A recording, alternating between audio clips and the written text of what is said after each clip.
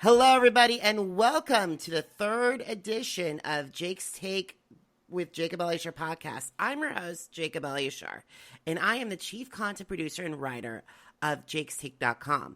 It's a pop culture entertainment website, and I have the honor and privilege of welcoming one of my dear mentors, who I've known for almost a decade. He is one of the trailblazers in the entertainment industry and one of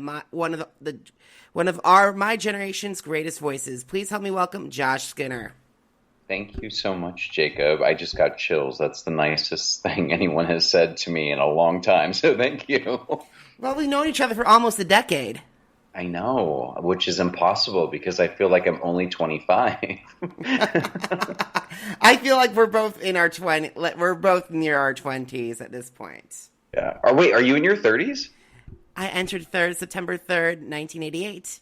31. Oh my goodness. You're the same age as my sister. Oh, nice. And here's the thing. Both of us haven't aged. Oh, okay. Well, thank you so much. I love that. Yeah. You are my best friend. Thank you. Well, you are an honorary older brother figure to me when it comes to the entertainment industry. Well, thank you. Well, for those listening right now, I'm almost 39, so I appreciate everything Jacob is saying. It's been one hell of a journey. I can't believe you're going to be turning 40 next year. Yes, I know. Oh, bring it. I think I like getting older because you constantly evolve. I feel like I've been 3 different people in my 20s. Yeah, and same with and me. 30s. Same with me. And it's like, but I think we're at a place in life where we're getting ready to enter our stage, and we are coming up guns blazing. No, we're coming out swinging. Always swinging. Alrighty, so everybody, for those of you who don't know, Josh made his last Jake's Take appearance back in 2015.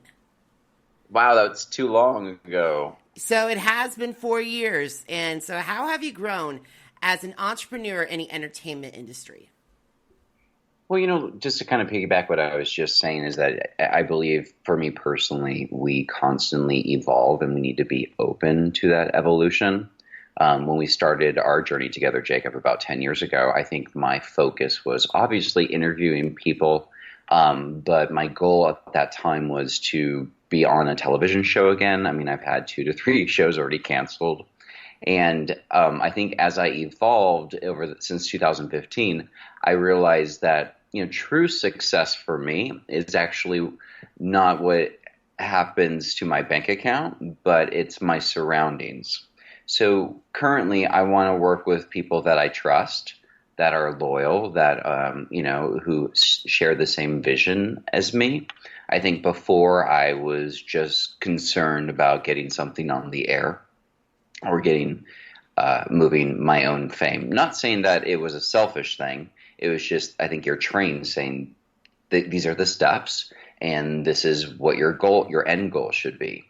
For me, I realized that I can do it all.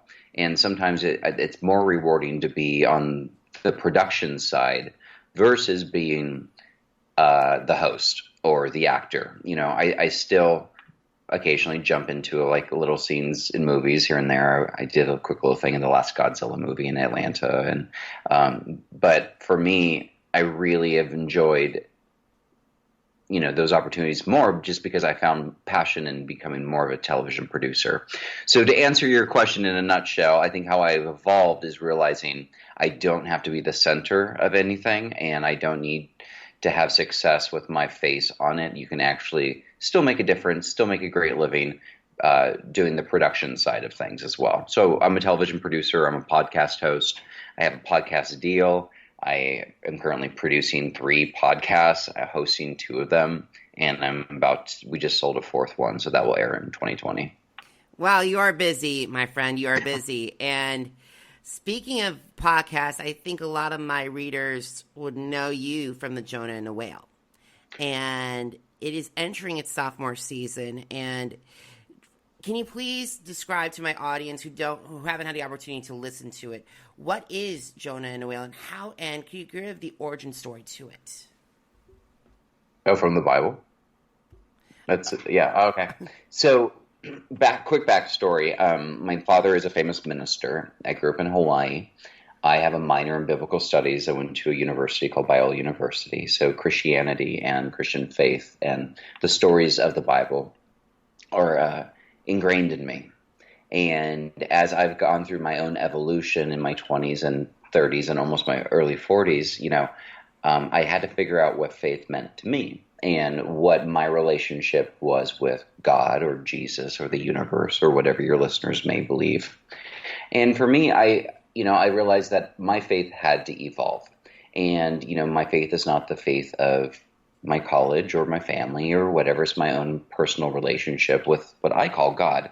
And what was difficult for me is that during the hardest times of my life, those were the moments where I really turned to my faith.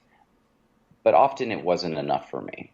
And I needed to have someone else in my life that said, hey, I know that pain is universal and our stories are different, but my tears are just as valid as yours. So I came up with this idea of Jonah and the whale. Not that we're talking about a biblical story, but we're talking about what is in our life that is much larger than us. What is a situation or a season in our life that feels like it's so big that it literally takes our breath away and it feels like we're drowning underwater? And how do you get through that? How do you learn to breathe again? So Last You Media Group is a company based in Nashville. They approached me for a project, and they gave me time to develop what would eventually become Jonah and the Whale Season 1. And I wanted to interview celebrities or people in pop culture about the worst moment in their life and how they got through it. And again, although our stories are different, the pain and the lack of breath at times and the lack of sleep is universal. So we recorded the first season, and the response was pretty intense, to be honest with you. A lot of people, just to be frank, I got a lot of emails, and the company got a lot of emails that said, I didn't realize other people went through shit too. And I thought that was so weird and basic, but then I was like, that's why I did what I did, because you forget that, everyone goes through a breakup. Everyone has expectations that are dashed. Everyone loses a job or a loved one or a dream. And that pain can stay with us for a really long time. But it's when we have the validation that it's okay to feel that way, I feel like we have the power to move forward. And it's been and you have had some very intense episodes, and I've done some listening. In fact, one of your most personal episode, I could not go listen through it. So I believe was talking about one of your most trialing times. I had a very hard time listening to it. You're not the only one. I had a few friends, especially since you know me. That was, I think it was our season finale. So basically, what I wanted to do is teach the listeners, share with the listeners what I learned from a few of the stories of our guests. And I thought it would only be appropriate to share one of my underwater moments. And there's several, of course. But when I was 19, I put a gun to my head. So we named that episode Josh and the Gun. And I kind of talked about my struggle through suicide throughout the years. And I've had a lot of death in my life and a few friends and family members who have taken their own life. So that episode, yes, Jacob, was very personal. And I've only listened to it once, and to be frank with you, there's moments that I'm like, should I have recorded that episode? But, at the same time, it's like we have to tell our story, and the only way that we can help others is if we are authentic. And you have to be personal, because here's the thing in our industry. It feels like we're being personal. Like a lot of the higher-ups, and I've noticed from our generation, the people who have been on the Challenge, the Johnny Bananas, the Wes Bergmans, the Pauly Calafiores, and Big Brother as well. And not only that, but what's going on with The View and Meghan McCain and Abby Huntsman. It's very hard for them when they have the microphones and they are loud, it riles people up. But for us who are in the industry, it's very tough for us to say, hey, can we be heard over these guys? Yes. And I think it's just about being heard with the right listeners. And I say this not to be funny, but Jesus only had 12 followers, and look what he did. So I think, just for your listeners just so they know that their voice does matter, but it's how they present their voice. The louder you are doesn't mean people are going to hear you. The more truthful and authentic you are, you'll cut through lies. Amen to that. And same with the Jewish faith as well, with Moses and how he led in. And I'm sorry, guys, this is an entertainment podcast, not a theology podcast. So let's bring it.